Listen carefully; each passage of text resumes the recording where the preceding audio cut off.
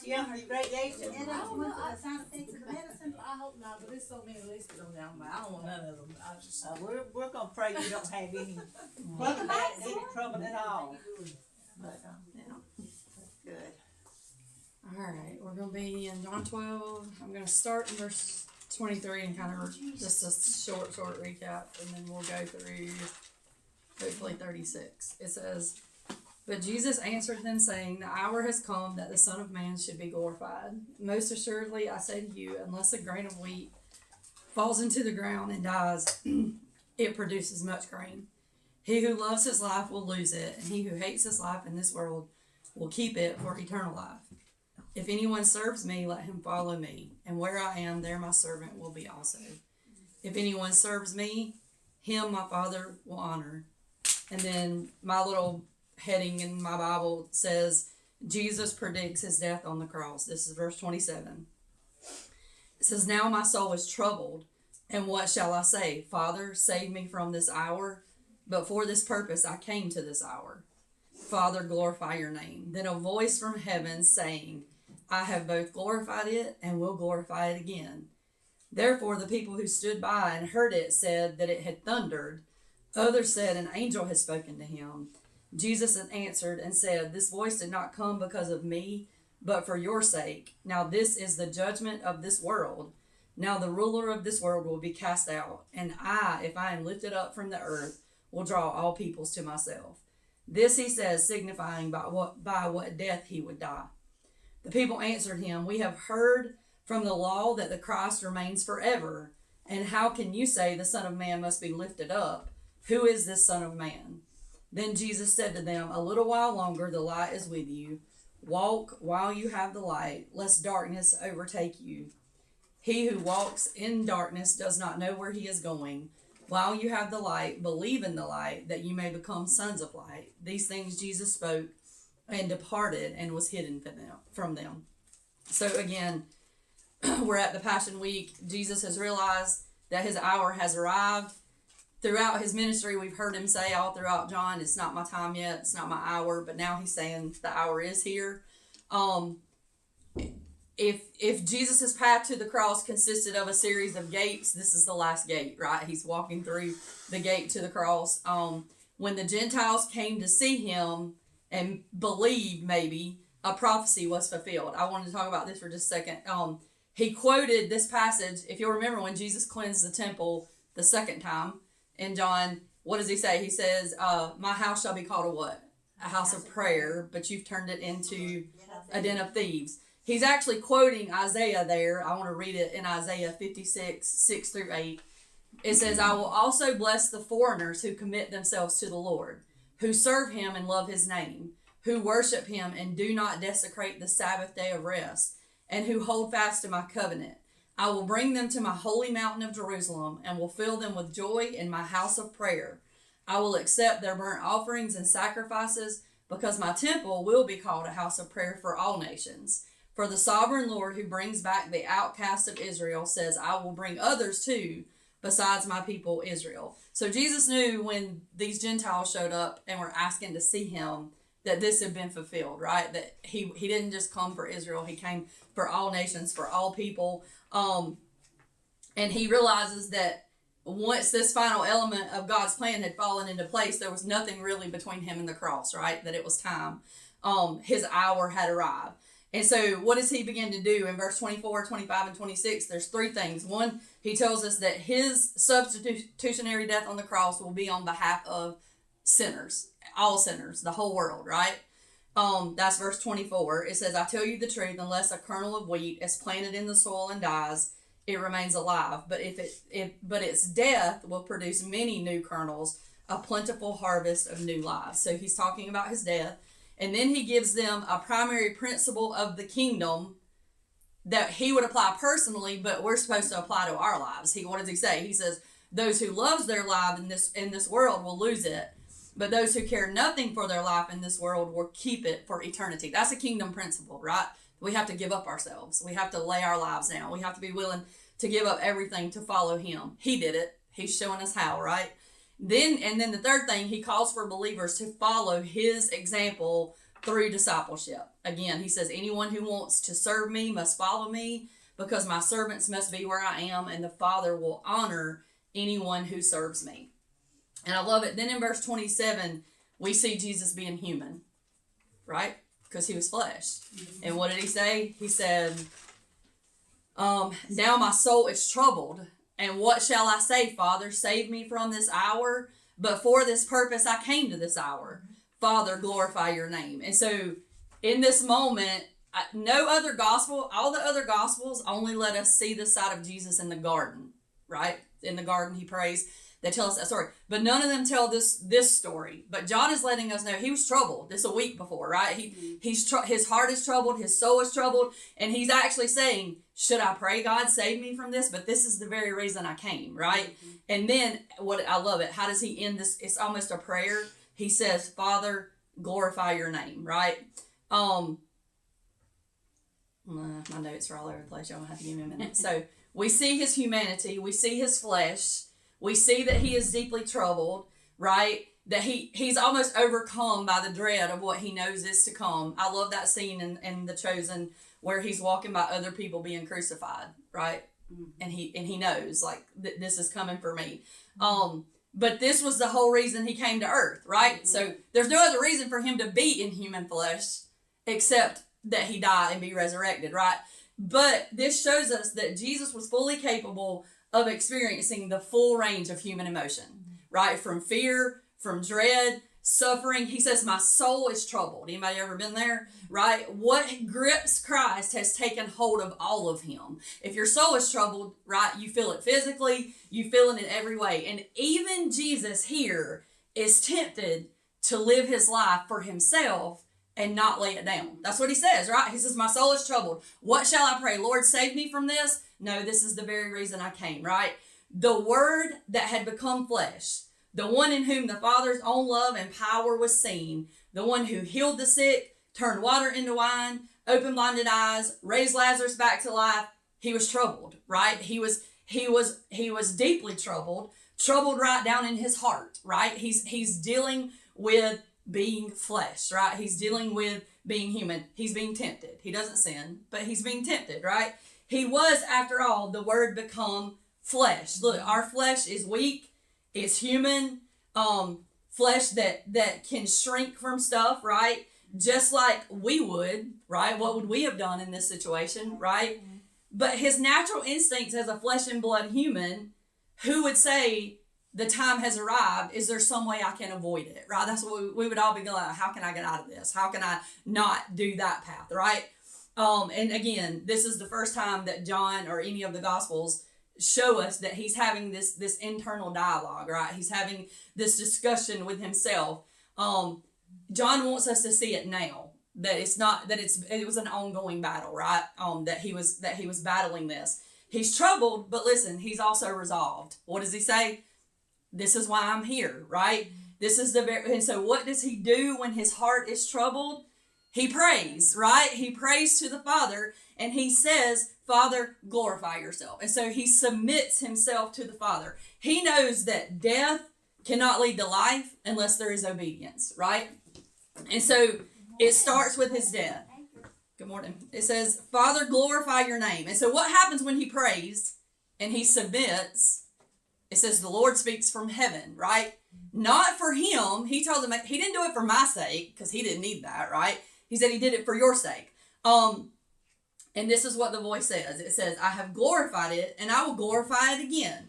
Father, glorify your name is a perfect depiction of hating your life in this world and loving your life in eternity, right? He's saying, I'm willing to lay down my life because that's why I'm here. Listen, Jesus's prayer, glorify your name, he's not demanding, he's submitting, right? He's God, but he is submitting to the will of the Father. It reflects reverence and it reflects resolve. Like he has made up his mind, right? This is what I came to do. This is what I'm going to do. And he's asking the Father to accomplish his purposes through what's about to unfold. What if we looked at our suffering and our circumstances that way? If we submitted and we said, Lord, you glorify yourself through what I'm going through. You glorify, you accomplish your purposes, even though I don't like what I'm going through. You accomplish your purposes through, and he's saying through my suffering and through my death. He prays with authority. Yes, he prays with authority as a son, but he also prays in submission as a servant. He's saying, Lord, I'll lay down my life because that's what you sent me here for, right? His words express deep alignment with the Father's will, not independence from it. We have to submit to the Father's will. You know, I was listening to a podcast this morning with Rita Springer and a worship leader. I think her name's Lizzie something. And she was talking about the fact that there was a point where she's like, I wanted certain things and the Lord wouldn't give me those certain things, and I was fighting against his will and like submitting to his will. And I thought it was interesting. Rita said she's always done, she's used to do a school with like creatives and worship leaders for like 14 years. And she said, I would always tell them, you're 20 to 30 is where you're learning to lay your life down. She's like, give God a decade, right? Let him work in you for that decade. And then 30 to 40, you'll be walking in his will, right? And then she's like, 40 plus is when you need to pour it back out and what you've learned into everybody behind you. What if we looked at it that way, right? That our lives is a series of laying down. I've been in my personal study. It's been mentioned like everywhere I go, the story of Abraham and God asking him to sacrifice Isaac. It's such a weird story, right? Because God doesn't accept human sacrifice. And yet he's saying, bring your only son, Isaac. And we know it was the obedience, it was the willingness, but the Lord knew that Abraham was willing, right? Maybe Abraham needed to know that Abraham was willing. I don't know. But I just find it interesting that our lives is about letting go, right? It's about not holding on to this world. That's what all these verses are talking about, right? That we can't hold on to this world. We can't hold on to this life. I heard it said about parenting this week. She said parenting is not really about holding on. It's all about letting go. You're raising them to let them go. And she's like, everything in our lives is a series of letting go. And that's what the Lord wants from us, right? That we give everything back to him because they're not really ours, right? Our kids are not really ours. Nothing in this world is really ours. And so we use it for we want him to use it for his purposes, right?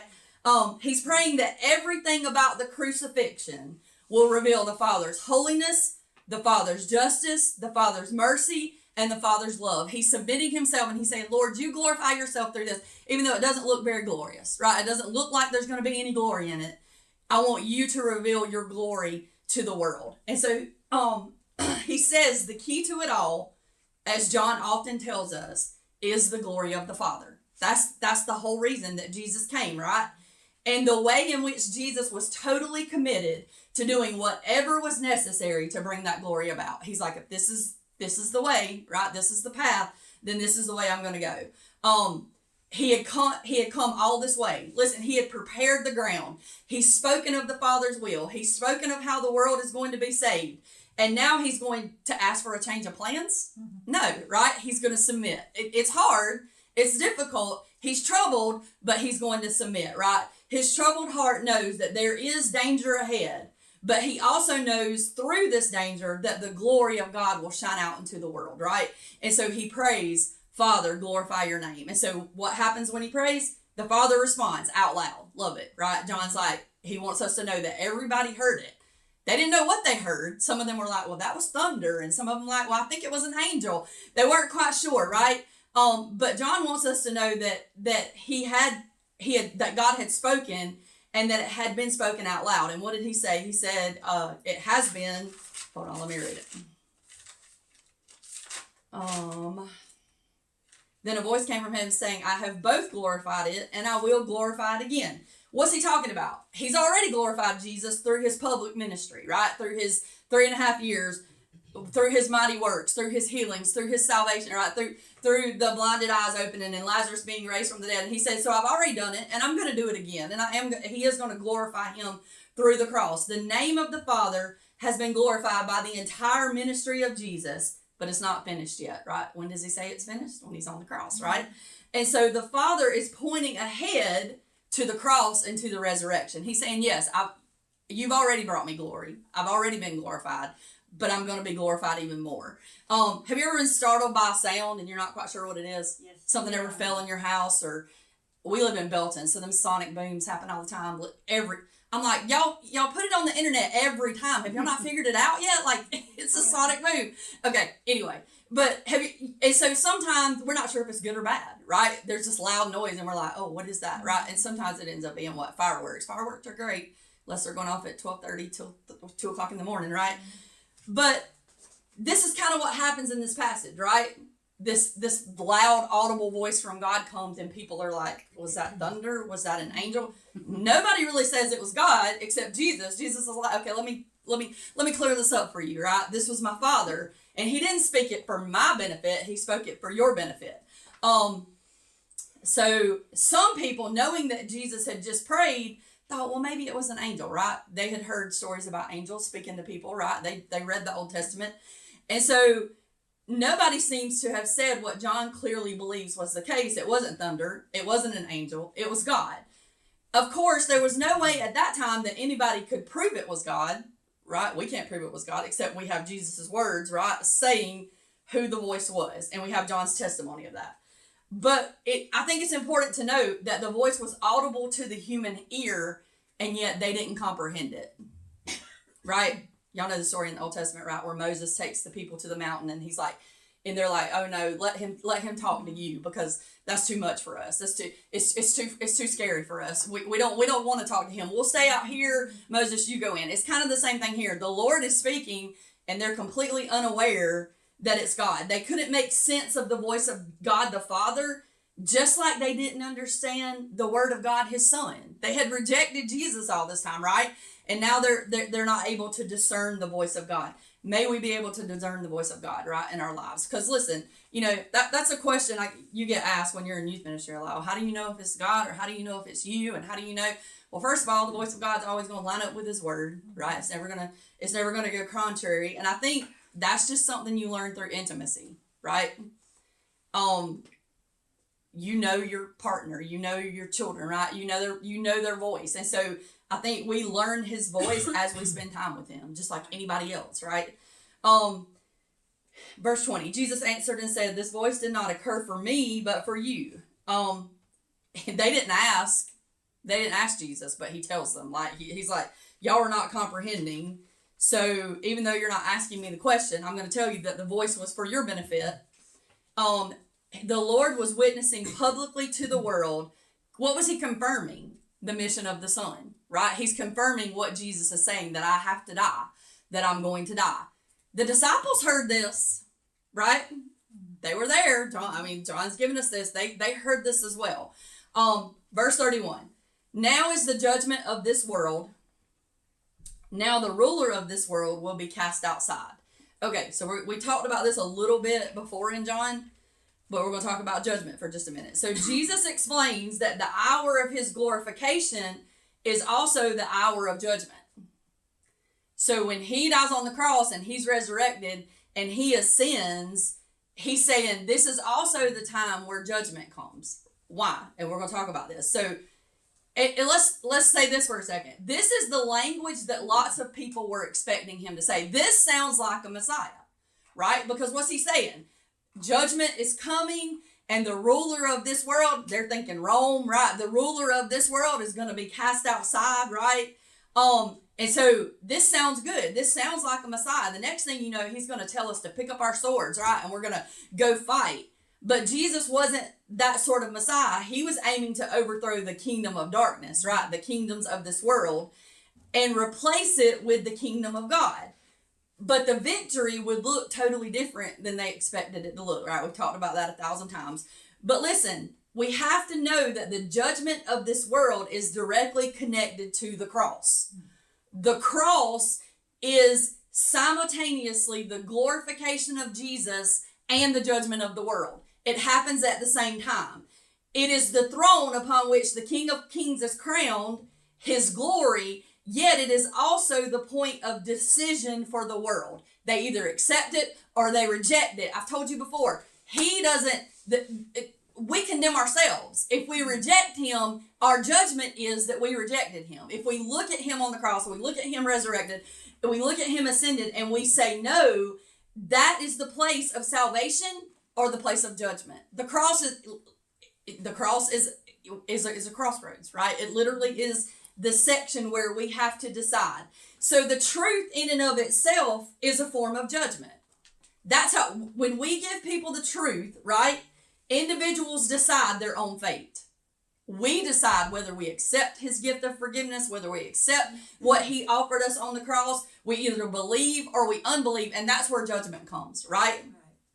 And those who choose not to believe will not benefit from this gift of grace, and thus they will be judged and condemned, right? Judgment, he is judge, right? We like to separate God and say, well, God is love and God is this. No, God is all of those things. And he, in his grace and his mercy, came and died a death on a cross so we can be saved. But there is judgment that comes if we say no to that. Listen, and then he also says, I love it. Jesus says this judgment will involve the removal of the ruler of this world. Listen, this is a cosmic battle. This is a battle going on in spiritual realms, right? What does Paul tell us years later, right? What does Paul say? He said, we're not battling flesh and blood. We're battling principalities and powers, right? So when Jesus is dying on the cross, he's actually defeating the enemy, right? He's defeating the devil. And so he achieves a decisive victory over Satan. The cross is not merely the final work of Jesus' mission. It is the ultimate work of God. When he said it's finished, that's what he meant, right? Every battle has been fought. The ruler of this world is cast out and replaced by a new ruler, the rightful king. So the hour of the cross dethrones the devil and his tyranny over men and enthrones the true king. But you say, but the devil's still very much at work today, right? I mean, y'all read the news, right? Jesus' death is the fatal blow to evil, but we know evil still lingers, right? We know evil is still in the world today. And so what is Jesus saying? For believers, we can be dead to evil. We can be dead to sin, right? There is a present reality for the believer who finds we are no longer a slave to sin when we have faith in Christ. Paul laid it out for us in Romans 6:8-9. And since we died with Christ, we know we also live with him. Not will live with him, not in eternity going to live with him. We live with him right now. It says, we are sure of this because Christ was raised from the dead and he will never die again. Death no longer has any power over him, right? So yes, it's the now and the not yet that we talk about in the gospel, right? Yes, Jesus is saying, I'm going to overthrow the ruler of this world, and he has. He took the keys of death, hell, and the grave, and then what does he do? He gives it to what? His children. He gives it to us. And so we're supposed to be bringing light into the darkness. Yes. Right? We're supposed to be shining light into the darkness. That is what we're called to do. And then verse 32, how is he going to accomplish this? He says, if I am lifted up from the earth, I will draw all people to myself. We know he's talking about the cross, right? The victory was all about being lifted up, exalted on a pole. Do you might know the story in the wilderness, right? Where Moses they put the serpent up on a pole, right? What do they begin to do? They begin to worship the serpent. And so eventually that has to be destroyed. But listen, that is how the world would be rescued. That's how God, the true God, the God of astonishing, generous love, would be glorified. Swords didn't glorify God, right? It wasn't through a battle. It wasn't through overthrowing human enemies. It was through a cross, right? His love, his self-giving love, is what would draw people to himself. It says the kindness of God is what leads people to repentance, right? He said this, and so John's like, I'm going to explain this for y'all in case y'all don't get it. He said this to indicate the kind of death he was going to die. And so he's again telling them about his death. And so he's still focusing here on what had to be accomplished. Before the glory must come the suffering, must come the death. He said it, the seed has to go into the ground, right? And it has to die. But what's it going to do when it does? It's going to produce much fruit, right? It's going to produce a lot of fruit. And then the people who like to argue with Jesus. It says, then the crowd answered, we have heard from the law that the Christ remains into eternity. How do you say that it is necessary for the Son of Man to be lifted up? Who is this Son of Man? Jesus' hearers, of course, don't understand him. Again, they're still not getting it, right? But they understand the Old Testament, and they're like, we're told the Messiah is going to reign forever, right? The Messiah is going to live forever. I imagine as John's writing this, can you imagine like him thinking about all of the endless conversations that Jesus was in? Like all of the circular conversations where Jesus is trying to give them truth and they're butting back up against it, right? And so the crowd knows from the Old Testament that the Messiah will reign forever. They don't understand Jesus' obscure hints about his own death and being lifted up. And so there's two main questions that they have for Jesus. They're like, one, why would the Messiah die? That doesn't make any sense, right? Why would the Christ die? And then they're like, so who is this Messiah? They're wanting him again to say, it's me, right? And so the final question is not a question at all. It's a rejection. So they're still rejecting his message, right? They're still rejecting what he has come to say. They're like, what kind of Christ is this that would die? Like, that's not the Messiah we're looking for. The Messiah we're looking for is going to reign forever, right? A crucified Messiah for the crowd is unbiblical. It's not matching up with their theology from the Old Testament, right? The scandal of the cross is meaningless to them. They don't get it. They don't understand it. And the paradox that the Christ must suffer, they just can't wrap their mind around it. And so they ultimately reject Jesus as Messiah. Their challenge reflects a theological problem concerning the Messiah. The Messiah in the Old Testament is a warrior king, right? He's going to come. He's going to vanquish Israel's foes. He's going to lead them into prosperity. He's going to rule from the throne of David forever. And yet Isaiah also portrays him as a suffering servant, right? There's lots of references to what Jesus is going to go through in the very books that they're quoting, right? And so we're doing what people love to do today. We cherry pick the verses that we want, right? And we make it say what we want instead of taking the whole book as a whole. Isaiah is very clear. Yes, he is going to reign in victory. Yes, he has a robe that fills the temple, but he also is bruised for our iniquities. He's crushed, right? There's stripes on him for your healing. And so Isaiah portrays the whole picture. Isaiah doesn't miss it. It's just they only hear the part that they want, right? They want the victorious Messiah. They don't want the suffering one, right? They don't want the one that's going to go. How can a dead man vanquish a foe, right? How if you're going to die, how are you going to have victory, right? They don't get it. And so how can he rule from a throne if he's dead? Well, he's not going to stay dead. That's what they don't understand, right? Then it says, then Jesus said to them, the light is among you just a little longer. Walk while you have the light, so that the darkness does not overtake you. The one who walks in the darkness does not know where he is going. Listen, he is the light shining in the darkness. He's like, I'm here right now. I'm not going to be here much longer, right? The light of the world. He is the one who can see their condition, their sin, and the one who can save them from it. And then he says, while you have the light, believe in the light, so that you may become sons of light. Jesus spoke these things and he departed and was concealed from them. After Jesus completes his revelation, he retreats to the safety of seclusion. Is he doing that to avoid death? No, he came. But what he's going to do is he's going to spend his final hours just focusing on his small group, his inner group, right? His disciples. Why? Because he's trying to prepare them for what's to come, right? He's not going to focus on the crowds anymore. He's done with the crowds. He's done trying to convince everyone who he is. He's done, like, he's finished with that part. Now he's going to spend this last week focused on the disciples, pouring into them, trying to get them ready. They're not going to quite get there completely, but they are going to get there. And my lesson was short today, but does anybody want to share anything before we move on? Like I said, I think letting go is a process we're all still learning. And that's what, I mean, when she said that, she's like, it's not like you hit 30 and you got everything figured out. Like you still, but hopefully you spent time in those years learning how to surrender everything to the Lord, right? Because listen, we don't want to be fighting the same battles, right? I'm 50. I don't want to be 55 still fighting the same battle I was fighting at 25, right? I know there are a lot of believers who are still doing that, right? We're still fighting the same battles, right? We're still not letting go of the same things. But this Christian walk is all about surrender. It's all about surrendering ourselves, picking up our cross, following him, right? Laying our lives down so that he can use us, right?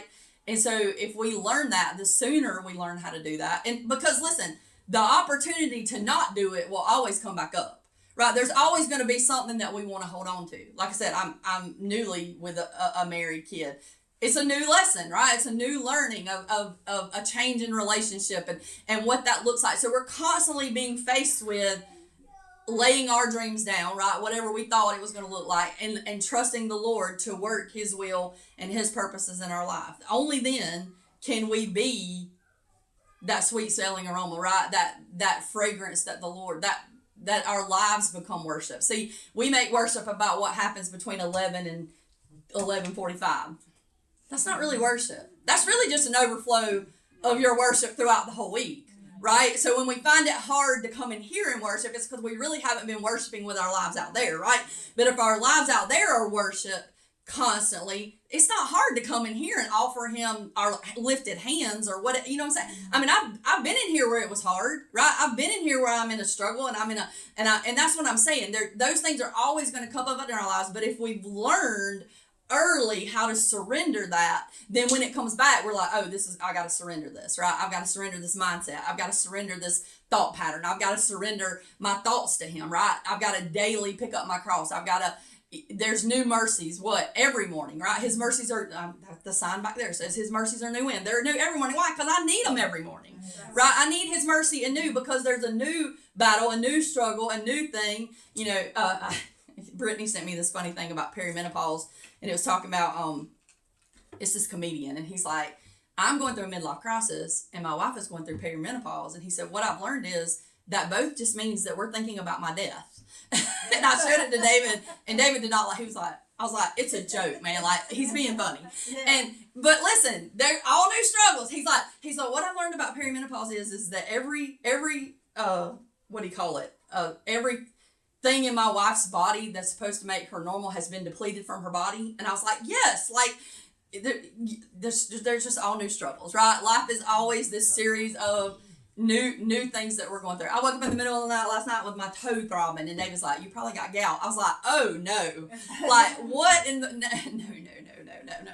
But anyway, life be lifing sometimes, right? And so it's always about surrendering in every season of our lives, right? That we'll always be laying stuff down because flesh is flesh, and things like, we like to attach ourselves to this world. We like to pick up baggage and carry it with us, right? We like to hold on to unforgiveness and bitterness. We that's just naturally who we are. And so until we renew our minds, right, until we spend time in His presence, we'll constantly be doing those things. So again, I just think it's a series of learning to let go, learning to give Him all that there is, and then things become easier, right? But not because they're easy, but because He helps us, right? He helps us in our weakness. That's the promise, right?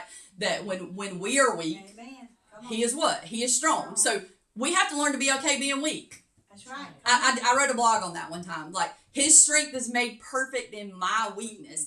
But we grow up in a society that says, never be weak. Never let them see you sweat. Never let them, right? Don't show anybody that you're weak. But the Lord's saying, bring your weakness to me. And in that weakness, I can make you strong. It's okay sometimes that we're weak, right?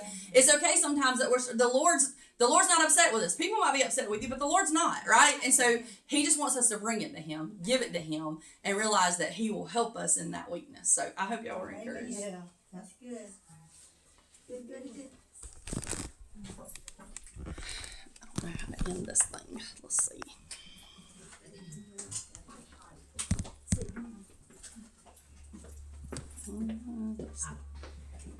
It's not what I want.